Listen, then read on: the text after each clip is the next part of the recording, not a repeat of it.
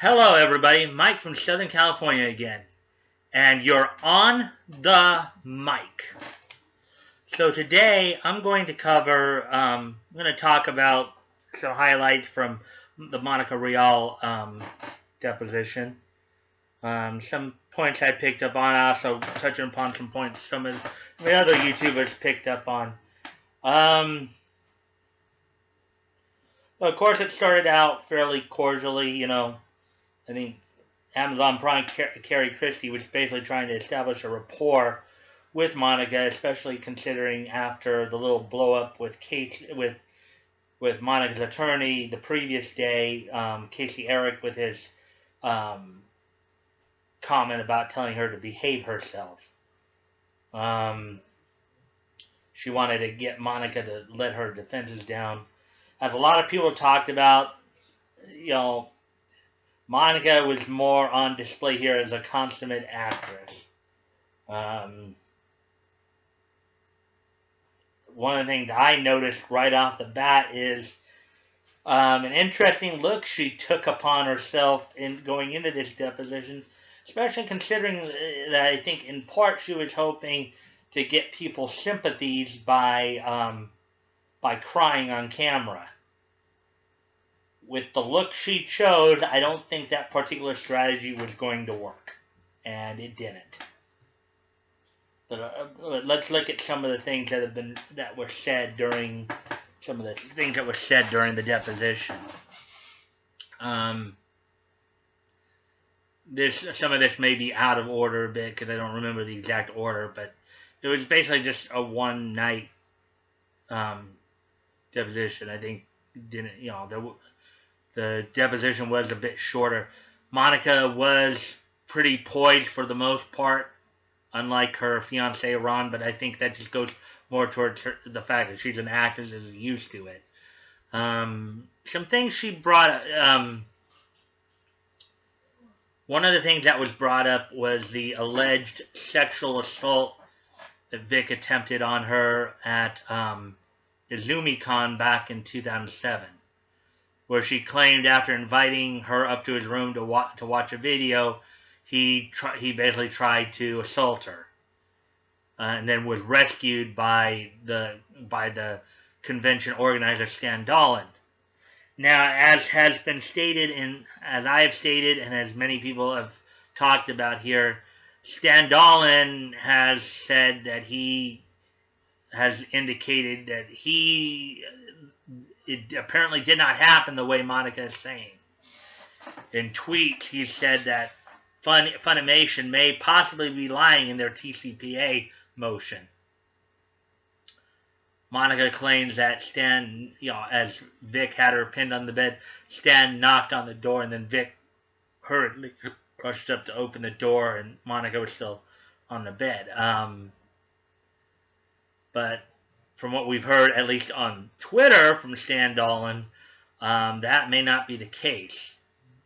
Apparently, she's added some more details on some of the other things, like on the jelly bean incident. Now, apparently, it wasn't just her and Vic there. Greg Ayers was there. Now, here's the problem with that, though. If it was her and Greg Ayers, who the two people who knew about it, aside from Vic, of course, Vic told us, the previous day, or during part one of his deposition, that Greg Ayers has an axe to grind with him, and I went through that the other day. So take that with a grain of salt when she says that Greg was also there and could corroborate the statement about the jelly bean. Apparently, Vic commenting that he ate Monica made her feel uncomfortable. Apparently, for whatever reason, she decided to take that as some kind of insinuation that he was implying committing oral copulation on her. When I think most people know from Full Metal Alchemist Kanan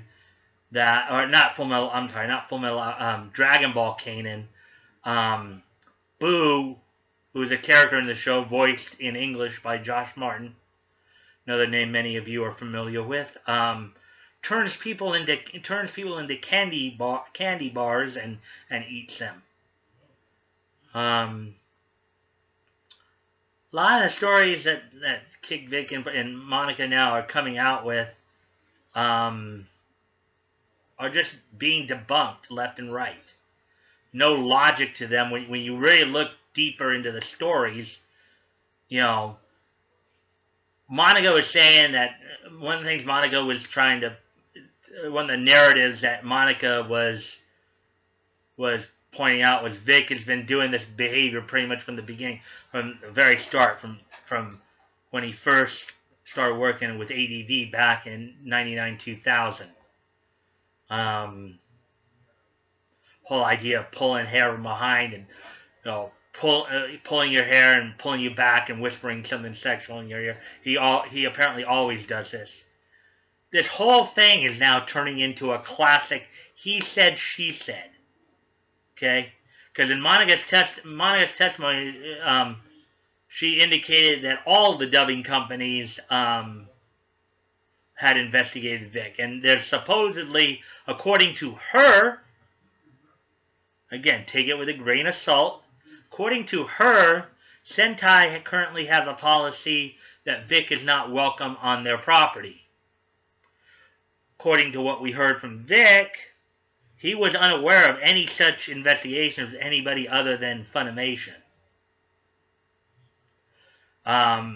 Many of the voice actors, you know, across the United States here, there have been a few that have been outspoken, but many of them here in LA, many in New York, many in Houston, you know, have stayed silent on this. And in the coming days and weeks, I may look into some of them to just see what they've said, because, you know, but there are many who have just chosen to stay quiet. I will respect the fact, for those of you who try to stay neutral or stay quiet, I'll respect you, and I won't say much about. I will respect the fact that you want to stay out of this, just in case there are any of you out there who have been staying quiet on it, trying to stay out of it. I'll respect your privacy on that. Okay. There have been some who've been quiet Kick Vickers too, who haven't really said a whole lot, but if you look through their likes enough, and look even through some of their, you know, you'll maybe pick up a thing or two. But anyways, back to Monica. Again, this whole thing, what I guess the big conclusion I come up with after seeing Monica's deposition is that this whole thing is turning into a classic he said, she said, which is what complicates a lot of sexual assault allegations. There are a lot of women out there, and my sister was even one of them, who would say, well, women are afraid to go to the police because they're afraid that people won't believe them. Well, that's because I think, you know, and I know people don't like to hear this, but it has to be said. Women are just as capable of lying as men are. Okay? Does the expression hell hath no fury mean anything to anybody? And just in case you don't know what it means up to that point, I'll give you the full saying. Hell hath no fury like a woman scorned. And for those of you who are Christians out there, who have read the Bible at some point in your lives, there's also the story of Potiphar's wife, who had tried to seduce Joseph in Egypt, and when he refused her, she basically screamed and basically accused him of sexual assault. So, you know, it does nobody any good to weaponize sexual assault allegations. it ultimately hurts real victims, because it does make it harder for them to, it makes for real victims, those who really have suffered sexual assault, harder for them to come forward, and does continue that stigma that they won't believe when women come out and make false accusations for whatever reason, whether it's because they were jilted or they're jealous or what have you. Now, SG Sammy, our British friend, our friend over in the United Kingdom, he made an interesting point in the first video he did on Monica's testimony. He talked about where Monica had made the comment during her deposition where she was talking about how she and Vic were involved with the dubbing of Tsubasa Reservoir Chronicles. And I recommend that you guys check it out. It's a pretty cool show. Okay, it's a pretty cool show. So I would suggest you all check that out. But during the deposition, Monica had kind of made a snide remark how even though she was the lead female character, Vic was apparently on the box cover art and she wasn't. His name or likeness was on the box cover art and she wasn't. So there is some legit jealousy there. Okay, when you look at the Dragon Ball situation, and I think this is why particularly those in Funimation right now are the ones who are really heaping it on Vic. Okay, Vic plays the character Broly from the DBZ movies, DBZ Kai, and now Dragon Ball Super. Okay, the universe that has Broly in it. Vic is probably the most, Vic is, considering that he's a character that only shows up in the movies and isn't a part of the regular continuity, he's more popular and well known than the others are. Which also kind of goes towards another point where Monica from the stand was also trying to indicate how Vic and her were public figures, trying to make the TCPA argument in terms of them being public figures. Now, granted, there is a chance they can be cited as being limited purpose public figures. But here's the thing. Here's one of the issues, at least when it comes to Vic versus Monica. Okay? If Vic is considered a limited purpose public figure, so is Monica. If we simply go by so basically she couldn't get out of the TCPA because basically it's one limited purpose public figure fighting another. That's not what the TCPA was set up for. TCPA was set up for in the event that if you're viewed as a public figure and let's say a private citizen, somebody who's not famous, not wealthy or anything, decides to sue you for what they may feel are defamatory statements against them, the public figure can't sue you into the ground because they have all the resources and you don't. In this case, these two would be considered limited purpose public figures, and they basically are on equal footing. Even with the GoFundMe, the whole idea behind the GoFundMe was so Vic could get his reputation back. Okay? He's not independently rich. In fact, for the most part, voice actors don't make the majority of their money from their dubbing work. They make the majority of their money from their con appearances. And that's where the tortious interference comes into play. Both with tortious interference with an existing contract, in the case of like Kamea Con and a few of the other cons that disinvited Vic this year, and with prospective cons.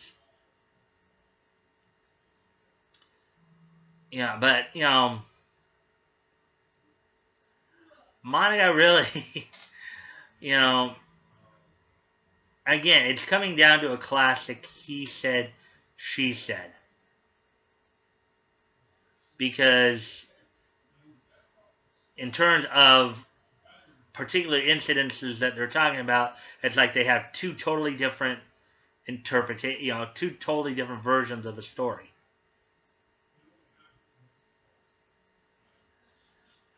My suggestion to everybody is go back and watch Nick Rekieta's streams on watch all the depositions. Go back and watch Ron's deposition. Go back and watch Vic's deposition. Okay, Vic, only the first two parts we've seen thus far. Part 3 is tonight, I think. I think there's one more coming tomorrow night. And watch Monica's deposition. Go back and watch all the depositions. Then judge for yourself who's telling the truth and who's lying. Because that's really the only way you're going to really know for certain. Is to see for yourself. That's ultimately what you have to do when you're evaluating all this.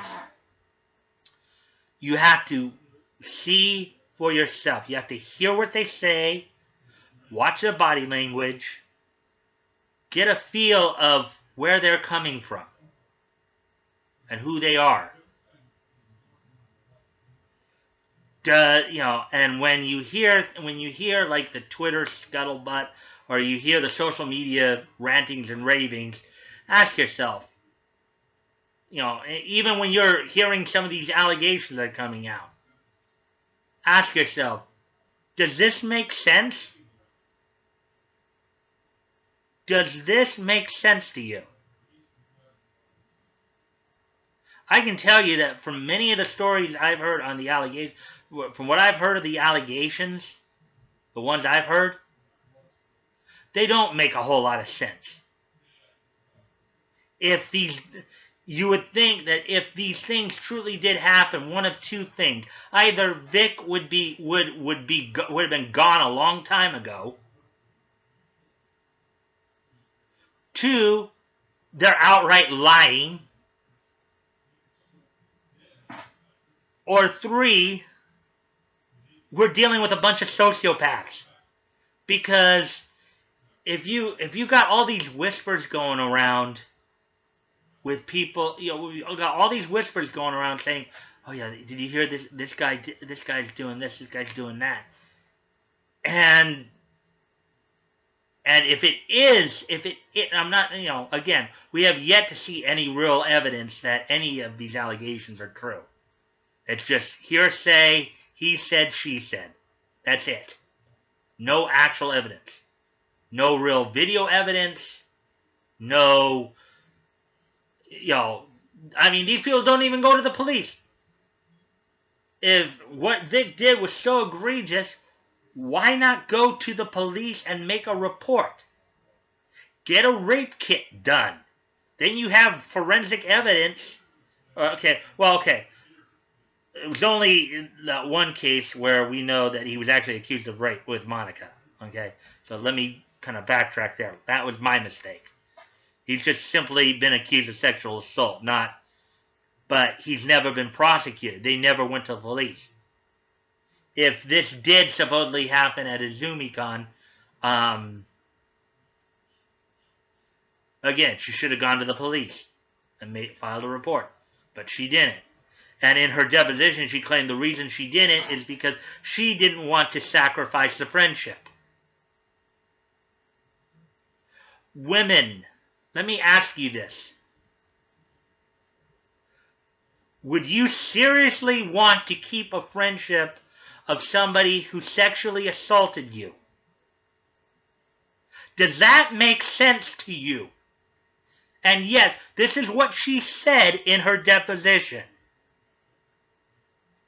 She said that from her perspective, from her point of view, when Vic started to assault her, she just went with it. She went with it. That's implied consent. Okay? And she chose not to report it because she didn't want to sacrifice the friendship. That's what she said. And if you don't believe me, go back to Nick's stream on it. Nick has the video, has her video deposition up. You can check it out for yourself. That's what she said. If that is, she did say that. So let me ask you this: if that is the case, in that situation, would you want to honor that? Would you want to continue that friendship? Does that make any real sense to any of you? Another thing that came out is supposedly she, and I think it was in 2010, she told her boyfriend at the time, Raleigh Pickens, about the incident. Yet, first off, well, they're not together now. Everybody, most people who know the situation know that she's with Ron Toy now. But to, I think, most people's knowledge, Raleigh has never said anything about it. And I think most guys, if their girlfriend told them that this other guy assaulted them or tried to rape them, they might have, at the very least, a few choice words for the other guy, if not a bit more. Okay? Again, go back and watch this stuff. I really recommend you watch Nick Rekieta's streams on this. If just in case you don't know what channel to look for Rekieta Law. That's the name of the channel, Rekieta Law, law-splaining the interwebs. And I recommend you go back and watch all the depositions. He's got coverage on them. Does that make sense to you, though? That she was, and here's even the. Apparently, he's been doing all kinds of assaulting behavior to her, basically ever since they first began. So this also goes back to some of the reasoning that some people have said, in which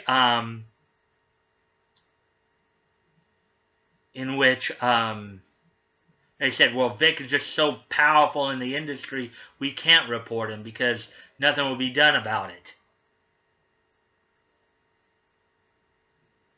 But yet, some of this behavior has been going on ever since he began, at a time when he would not have been that powerful. If Monica was saying that he was pulling her hair back and whispering sexual things in her ears back when they first started, back in 99, 2000. And she didn't choose to report it then? He wasn't some big, powerful voice actor, big, powerful, very popular voice actor. He was Joe Blow, just like she was Jane Blow. It's like, ask yourself, though, when you go back and watch the depositions, and then ask yourself, does any of this make sense? And I think you'll be able to figure out if it does or not. Back to the third, I said earlier that either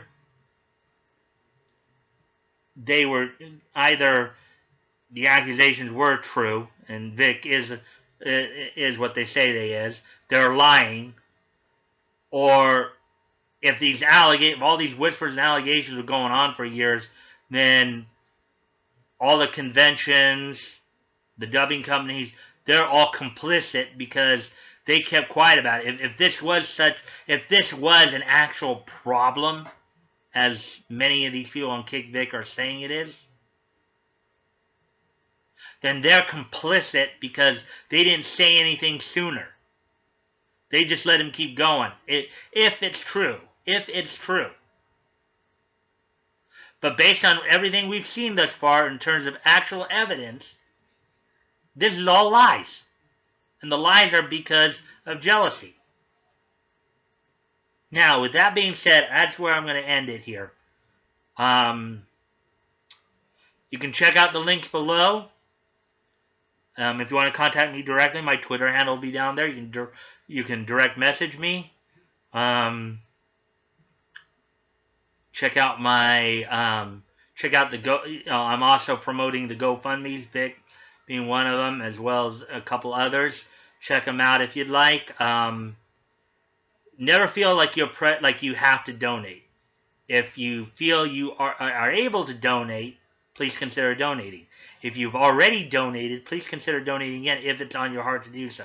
And if you're not in a position to donate, at least if you want to and you still want to help out, at least help by sharing the GoFundMe, sharing the information. That really helps. You know, maybe you can share it with somebody who can put it out. And if you like this content, please like, comment, share, and subscribe. I always look forward to the banter back and forth with people. As long as you keep it civil, of course. You know, we can agree to disagree, and we can communicate civilly. We do not need to let ourselves degenerate into rabid dogs and getting our point across. Anyways, until tomorrow, guys. I'll see you then. Bye.